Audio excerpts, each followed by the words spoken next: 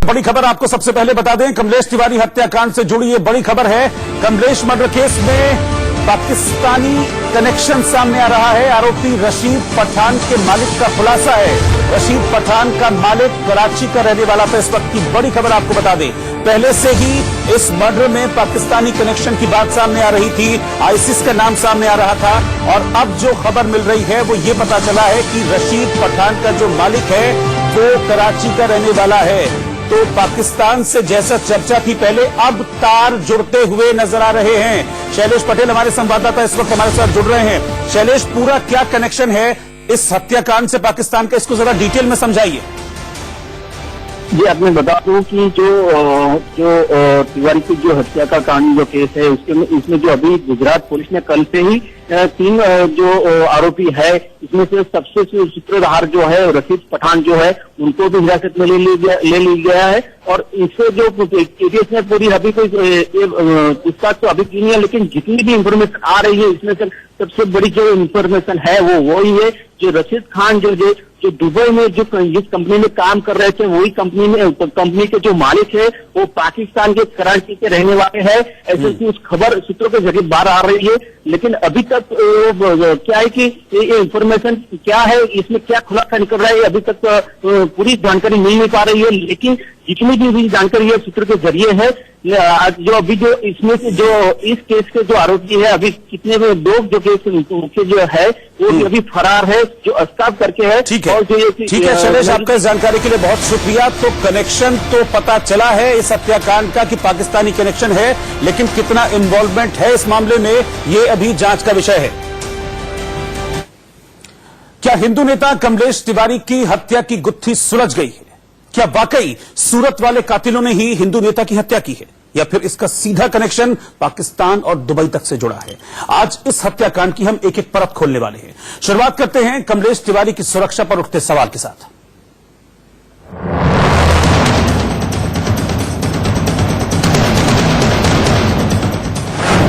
हिंदू नेता कमलेश तिवारी की सुरक्षा का सच क्या? जब संघ का पदाधिकारी कार्यकर्ता, भाजपा का पदाधिकारी कार्यकर्ता मरता है तो मैं ये नहीं सोचता हूं कि वो संघ और भाजपा का है, हम चुप रहे। हम ये सोचते हैं कि वो हिंदू है। योगी सरकार ने कमलेश तिवारी की सुरक्षा क्यों हटाई? ये भले मेरे लिए षड्यंत्र रचते हैं, लेकिन इनके कार्यकर्ताओं के लिए भी मेरे दिल में दर्द होती है और मैं लड़ने निकल पड़ता हूं। के लिए जो मेरे पीछे दिन रात पड़े हुए, मेरी हत्या की साजिश रचते, मेरी सुरक्षा हटा दिया। योगी सरकार के आते ही इंडिया न्यूज के पास कमलेश तिवारी का वो खास बयान है जिसमें उन्होंने अपनी मौत का खतरा बताया था। वो बयान जो उन्होंने अपनी हत्या से कुछ रोज पहले दिया था, वो बयान जिसमें वो साजिश और षड्यंत्र की बात कर रहे थे। जब संघ का पदाधिकारी कार्यकर्ता, भाजपा का पदाधिकारी कार्यकर्ता मरता है तो मैं ये नहीं सोचता हूं कि वो संघ और भाजपा का है, हम चुप रहे। हम ये सोचते हैं कि वो हिंदू है। ये भले मैं जेल चला जाता हूं, ये भले मेरे लिए षड्यंत्र रचते हैं, लेकिन इनके कार्यकर्ताओं के लिए भी मेरे दिल में दर्द होती है और मैं लड़ने निकल पड़ता हूं। इन के लिए जो मेरे पीछे दिन रात पड़े हुए, मेरी हत्या की साजिश रचते, मेरी सुरक्षा हटा दिया। योगी सरकार के आते ही फिर भी मैं लड़ रहा हूं और इन्हें यह दिखा रहा हूं कि मैं अपने दम पे लड़ रहा हूं और हिंदुओं के लिए लड़ूंगा। सुना आपने, वो जिंदा थे तो उन्हें अपनी हत्या की आशंका थी, वो जिंदा थे तो उन्हें अपनी सुरक्षा की चिंता थी, और जब उनकी हत्या हुई तो सुरक्षा पर गंभीर सवाल खड़े होने लगे। कोई सुरक्षा नहीं मिलती, सुरक्षा मिलती तो खाए मारे जाते हैं। आज दुनिया प्रशासन हमको सुरक्षा। कमलेश तिवारी की हत्या पर हंगामा जारी है। शहर शहर प्रदर्शन हो रहे हैं, इंसाफ की मांगे उठ रही हैं, लेकिन यूपी पुलिस के डीजीपी कहते हैं कि उनकी सुरक्षा में कोई कमी नहीं थी। जबकि सच ये है कि हिंदू नेता कमलेश तिवारी की सुरक्षा में वो लोग लगे थे जो खुद की सुरक्षा न कर सके। हिंदू नेता की सुरक्षा में वो जो खुद ठीक से खड़े न हो सके। सुना आपने, कमलेश तिवारी की सुरक्षा में कैसा सिक्योरिटी गार्ड था जो भरी दोपहरी सो रहा था, कैसा सुरक्षा गार्ड था जिसे कट्टर हिंदू नेता की जान की फिक्र नहीं थी। कमलेश तिवारी की पत्नी कहती हैं कि बार बार धमकियां मिल रही थी, बार बार परिवार सुरक्षा बढ़ाने की गुहार लगा रहा था, लेकिन फिर भी कमलेश तिवारी की सुरक्षा नहीं बढ़ाई गई। कमलेश तिवारी की मां तो हत्या का आरोपी एक बीजेपी नेता को ठहरा रही हैं। पुलिस से कोई सहयोग नहीं मिला। अगर पुलिस से सहयोग मिला हो तो ये दिन न देखे थे। 4 उनका दिन रहा नहीं। सुरक्षा कर्मी 2 गनर और 2 पहले 17 रहा कलेश के, फिर 4 की नियोगी। योगी जी आए और हमको बताएं कि किस विनय पर इसको आपने मरवाया। ये कसूर था इसका। आतंकवादी था, चोर था, माफिया था, बदमाश था, क्या करता था। हिंदू के साथ हिंदू होकर हिंदू का साथ देना गुनाह है। अगर गुनाह है तो ठीक है, और नहीं गुनाह है तो हमको इंसाफ दे। कमलेश तिवारी की हत्या पर सवाल उठ रहे हैं, सुरक्षा पर सवाल उठ रहे हैं, तो मौका विरोधी पार्टियों को भी मिल रहा है। समाजवादी पार्टी के अध्यक्ष अखिलेश यादव कमलेश तिवारी की हत्या के बहाने योगी सरकार को घेर रहे हैं। मारा गया है लखनऊ में, उसकी मां का स्टेटमेंट जरूर देखना टीवी पर, पूरा देखना कि मां ने क्या कहा है, तो आपको पता लगेगा कि आखिरकार दोषी कौन है। और उस कहानी को भी दूसरी कहानी की तरफ लेके जा रहे हैं। कह रहे हैं कि 2015 में धमकी दी गई थी, और अगर 2015 में धमकी दी गई थी तो बताओ पिछले 2.5 साल से सरकार क्या कर रही थी? 2.5 साल से सरकार ने कार्रवाई क्यों नहीं की? ये केवल कहानी बना रहे हैं, और जिन्होंने घटना की वो अभी नहीं पकड़े गए हैं। आज शाम को पुनः मैं इसकी समीक्षा भी करूंगा, लेकिन भय और दहशत का माहौल पैदा करने वाले जो भी तत्व होंगे, सख्ती के साथ उनके मंसूबों को कुचल करके रख देंगे। इस प्रकार की किसी भी वारदात को कतई स्वीकार नहीं किया जाएगा। जो भी इस घटना में संलिप्त होगा, उन किसी को भी बख्शा नहीं जाएगा।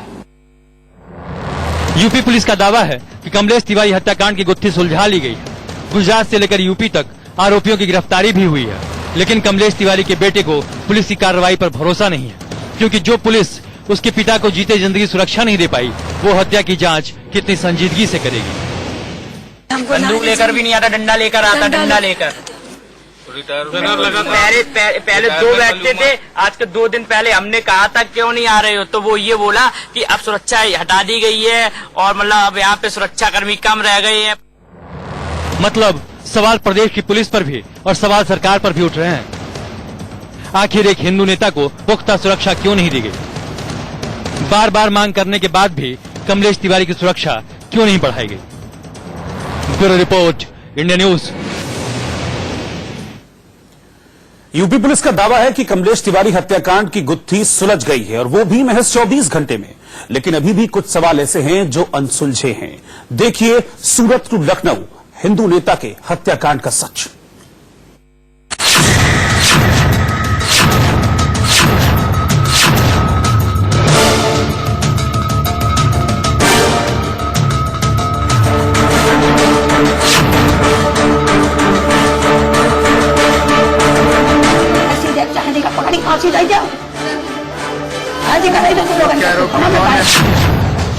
लखनऊ में जघन्य हत्या, सूरत से जुड़े हत्याकांड के तार।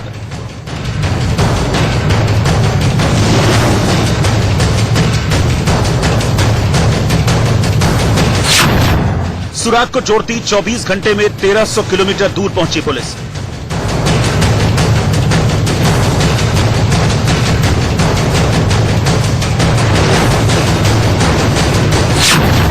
सूरत टू लखनऊ हत्याकांड की गुत्थी सुलझी।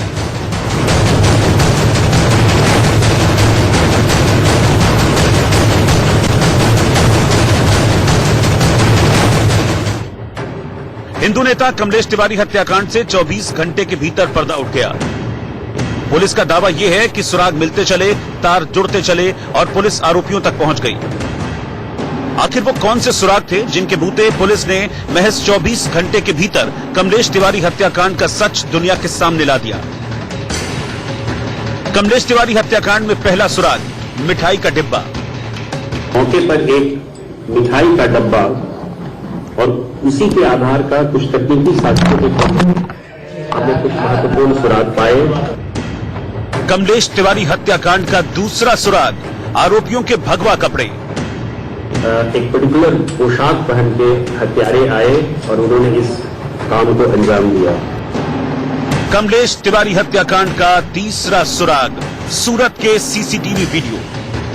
जितने भी हमारे सीसीटीवी फुटेजेस थे उन सबों को बहुत बारीकी से लिया और कई ऐसे फुटेज मिले जिसका आप लोगों ने भी अपने चैनल्स में दिखाया है।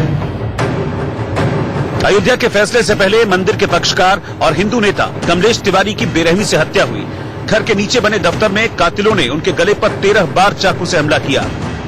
सीने, जबड़े और पीठ पर भी चाकुओं से वार किए। इसके बाद गोली मारकर हत्या कर दी। सनसनीखेज वारदात के बाद भागते आरोपियों की तस्वीर सीसीटीवी में कैद हुई। बताया गया कि आरोपी मिठाई के जिस डिब्बे में चाकू और पिस्टल लेकर वारदात करने पहुंचे थे, वो सूरत की इसी मिठाई की दुकान से ली गई थी। दो सीसीटीवी में आरोपियों की पहचान हुई।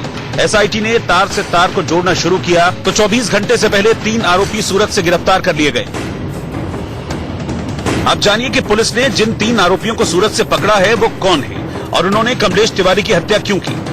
पुलिस ने जब इन आरोपियों की कुंडली पलटी तो आखिर कहां से कमलेश तिवारी हत्याकांड का पुख्ता सुराग मिला। 2015 में जो भड़काऊ भाषण मृतक ने दिया था, उसी के मद्देनजर इन लोगों ने उसकी हत्या कराने की हत्या की। पहला आरोपी रशीद अहमद पठान।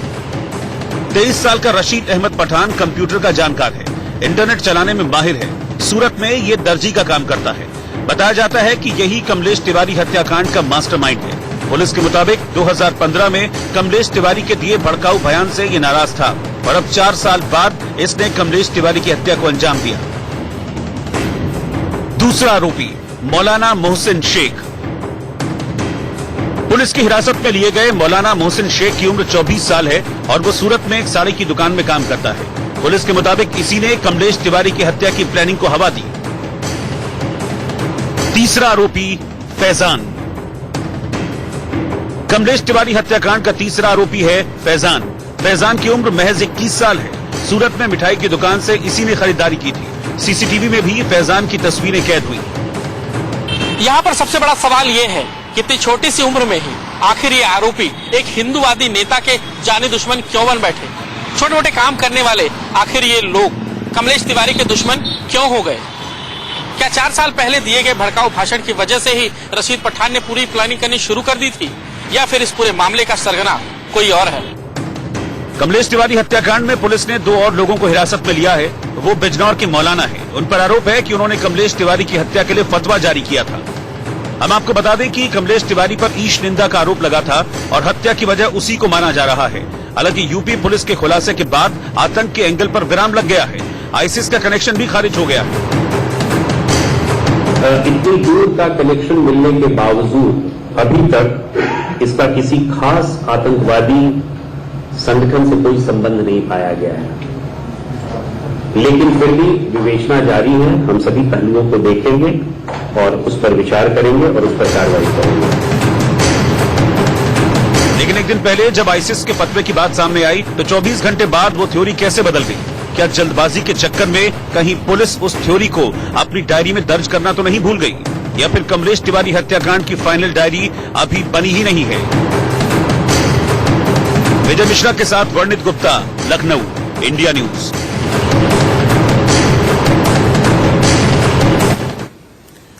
कमलेश तिवारी हत्याकांड को लेकर कटघरे में यूपी पुलिस भी है, क्योंकि कल यूपी पुलिस के मुखिया ने इस केस को लेकर जितनी भी बातें की, आज सारे एंगल बदल गए। यूपी पुलिस यहां हवा में तीर चला रही थी और उधर गुजरात पुलिस आरोपियों पर शिकंजा कस रही थी।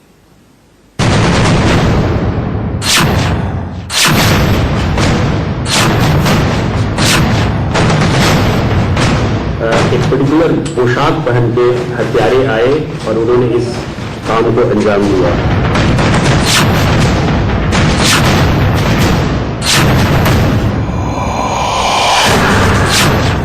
कमलेश तिवारी की हत्या का पहला सुराग लखनऊ के मौका वारदात से मिल गया।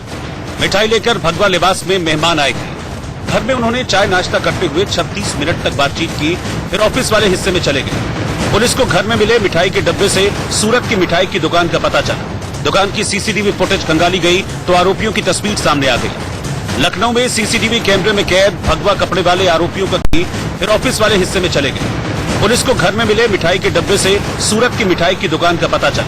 दुकान की सीसीटीवी फुटेज खंगाली गई तो आरोपियों की तस्वीर सामने आ गई। लखनऊ में सीसीटीवी कैमरे में कैद भगवा कपड़े वाले आरोपियों का कनेक्शन भी सूरत से जुड़ गया। शुरू से ही हमें ये आशंका थी कि इसके तार कहीं से गुजरात से जुड़े हुए हैं और हमारी टीम गुजरात भी पहुंची और जब हमने घटनास्थल का बहुत ही बारीकी से अध्ययन किया और जब उनका विश्लेषण किया तो ये पाया कि मौके पर एक मिठाई का डब्बा और उसी के आधार का कुछ तकनीकी साक्ष्यों के क्रम में हमने कुछ महत्वपूर्ण सुराग पाए।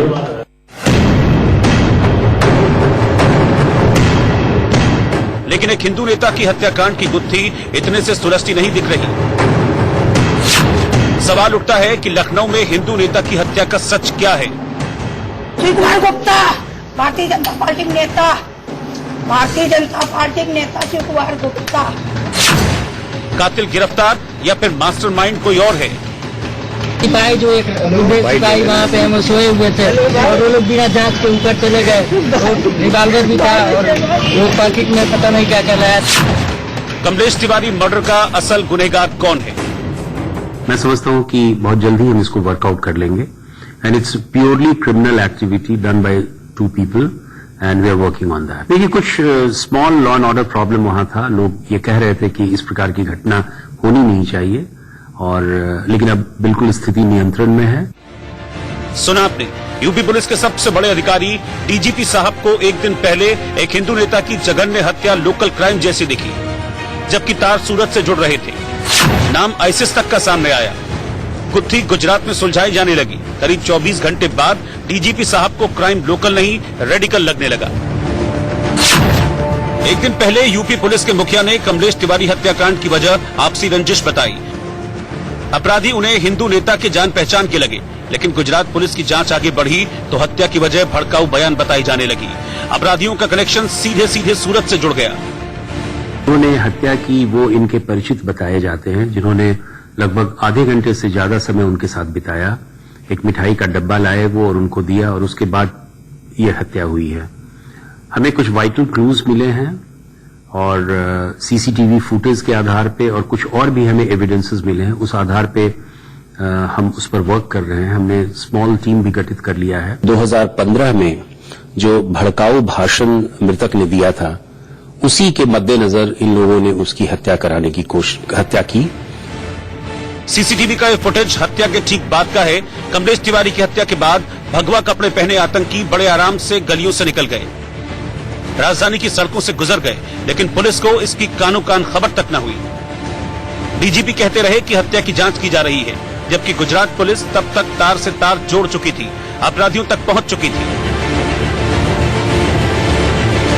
कल तक यूपी पुलिस को कमलेश तिवारी की हत्या आपसी रंजिश लग रही थी, लेकिन जब तार सूरत से जुड़े और आरोपियों तक हाथ पहुंचने लगे तब मामला कमलेश तिवारी के भड़काऊ भाषण से जा जुड़ा, यानी कि साल 2015 में ईस्ट निंदा के मामले के बाद से ही कमलेश तिवारी की जान पर खतरा बताया जाने लगा। सबसे बड़े आतंकी संगठन आईसिस तक ने उनकी हत्या का फतवा जारी किया। मौलानाओं ने उनका सिर कलम करने पर 51 लाख रुपए के इनाम तक का ऐलान कर दिया। कमलेश तिवारी के खिलाफ आज तमाम मुसलमानों ने प्रदर्शन किया है और यूपी सरकार और हमारी अदालतें इसको सजा देती हैं तो ठीक, वरना बिजनौर के मुसलमानों की तरफ से उसका सर कलम करने का 51 लाख रुपए का ऐलान किया गया। कमलेश तिवारी तू जेल में हो या कहीं भी हो, लेकिन बच नहीं सकता है। ये चेतावनी है जिला बिजनौर के नहीं बल्कि पूरे हिंदुस्तान के मुसलमानों की कि तुझे अगर अदालत सजा देती है तो ठीक, वरना मुसलमान खुद अपने हाथों से सजा देने के ऊपर मजबूर हो। कमलेश तिवारी की हत्या के कुछ घंटे बाद पुलिस ने बिजनौर से मौलाना अनवारुल हक और मौलाना नईम कासनी को गिरफ्तार भी कर लिया, लेकिन यूपी से गुजरात तक आरोपियों की गिरफ्तारी के बावजूद कुछ सवाल अनसुलझे रह गए। सवाल ये कि 2015 से ही कमलेश की जान को खतरा था, फिर सुरक्षा क्यों नहीं बढ़ाई गई? बार बार मांग करने के बावजूद कमलेश की सुरक्षा को क्यों नहीं बढ़ाया गया? सबसे बड़ा सवाल ये कि हिंदू नेता के मर्डर का मास्टरमाइंड कौन है? Bureau report, India news.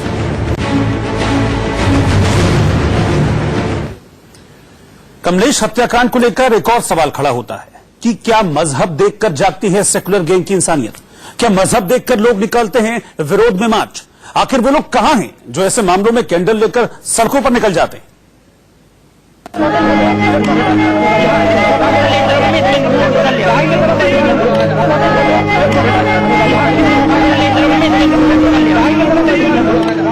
आंसू सूख चुके हैं, गला बैठ चुका है,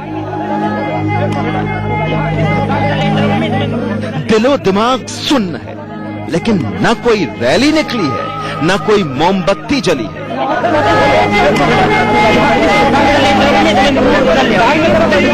न किसी को देश में गंगा जमुनी तहजीब की याद आई है।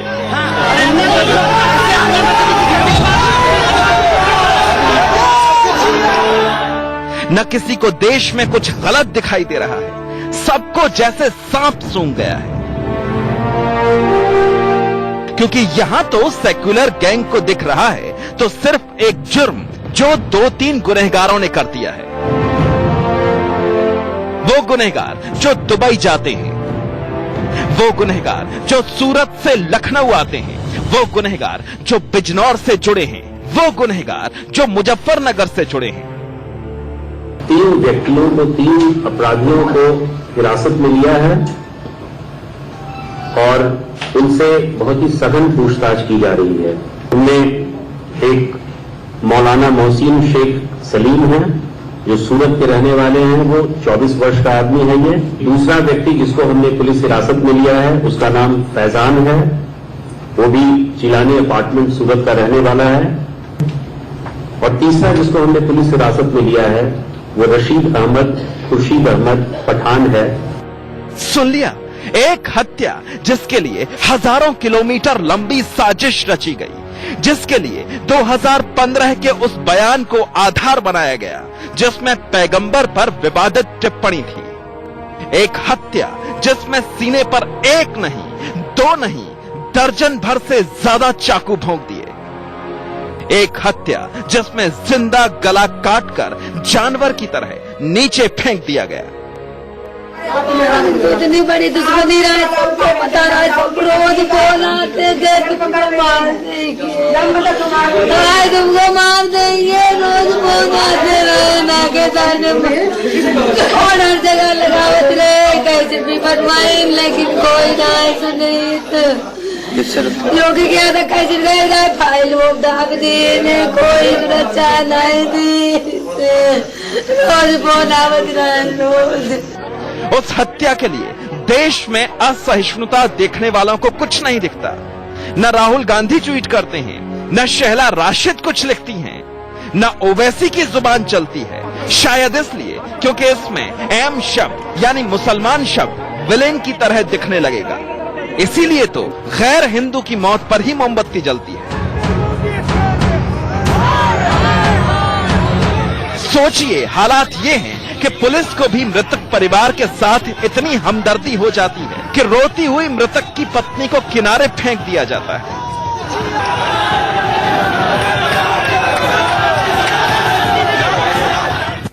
तो सोच लीजिए कि अब कैसे मोमबत्ती जले। परिवार अर्थी उठाने से मना करे तो धक्का मिले, परिवार रोए तो पुलिस लोकल क्राइम बताए, और बाकी बुद्धिजीवी तो खैर देश के मुसलमान को ही खतरे में बताने में जुटे रहे।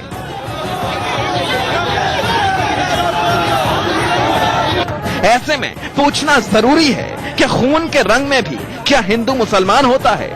क्या मोमबत्ती भी पूछकर जलती है कि हिंदू मरा है या मुसलमान मरा है?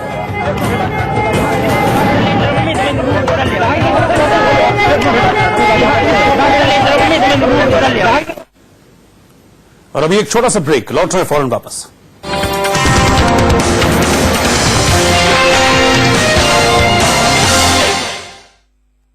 अपनी इज्जत को रखिए फंगस प्रूफ और